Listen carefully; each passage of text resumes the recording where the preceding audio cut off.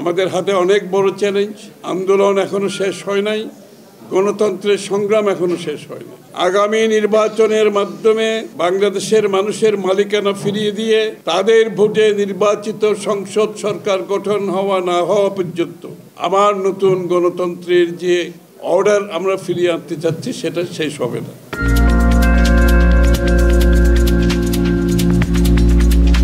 এই সময়ে যারা আমাদের সাথে বিগত আন্দোলনে দীর্ঘ সময় ধরে যুগপৎ আন্দোলনে আমরা ঐক্যবদ্ধভাবে রাস্তায় লড়েছি, তার মধ্যে এলডিপি অন্যতম দল এবং সাদাত হোসেন সেলিমের নেতৃত্বে এই দলটি তারেক রহমানের নেতৃত্বে ঐক্যবদ্ধ সংগ্রামের মাধ্যমে স্বৈরশাসকের পতন ঘটিয়েছে। যত সৈনিক রাস্তায় ছিল তার মধ্যে সাদাত হোসেন সেলিম এবং তার দল আমাদের পাশে লড়েছে রাস্তায় থেকে। সুতরাং যারা সেই গণতন্ত্রের বিশ্বাসী দল, যারা ত্যাগ স্বীকার করেছে, বিএনপির পাশে থেকেছে, আজকে সেই দলটি বিএনপির সাথে তাদের দল বিলুপ্ত করে একাকার হয়ে গেছে, জড়িত হয়েছে। বিএনপির আদর্শ উদ্দেশ্যে বিশ্বাস করে, বিএনপির উপর আস্থা রেখে আগামীর যে বাংলাদেশ করার স্বপ্ন তারেক রহমান সাহেব দেখছেন, সেই বিশ্বাস রেখে আজকে আমরা এক জায়গায় এসে দাঁড়িয়েছি।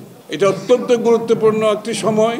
আরও যারা অনেকে লড়েছে বিভিন্ন অবস্থান থেকে, তারাও বিএনপিকে সমর্থন দিয়ে যাচ্ছে কিন্তু আগামী নির্বাচনের জন্য। এই মনোনয়ন সাদাত হোসেন সেলিম অর্জন করেছে। তার দীর্ঘ সংগ্রাম অবদানে বিএনপির পাশে থেকে তারেক রহমানের নেতৃত্বে সে এই আন্দোলনে আমাদের সহযোগী ছিল। সুতরাং তার অবদানকে মাথায় রেখে, তার সাহসী ভূমিকাকে মাথায় রেখে দলের পক্ষ থেকে আমাদের ধানের শীষের পক্ষে সে আগামী নির্বাচনে ইনশাআল্লাহ লড়বে এবং জয়ী হয়ে আসবে। এটা সবাই ঐক্যবদ্ধভাবে তারেক রহমান সাহেবের নেতৃত্বে ধানের শীষের বিজয় নিশ্চিত করতে হবে আমাদের। এটা বাংলাদেশকে রক্ষার সংগ্রাম, এটা গণতন্ত্রকে রক্ষার সংগ্রাম, এটা বাংলাদেশের মানুষের মালিকানা ফিরিয়ে দেওয়ার সংগ্রাম।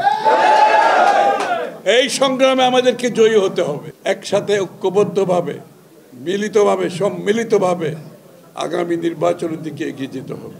সুতরাং মান অভিমান এগুলো থাকবে রাজনীতিতে, এগুলো সবসময় ছিল, আছে এবং ভবিষ্যতেও থাকবে।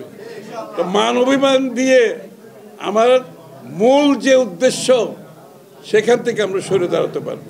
ওই জায়গায় আমাদের ঐক্যবদ্ধ থাকতে হবে, আমাদের নিজেদের মধ্যে মান অভিমান থাকতে পারে।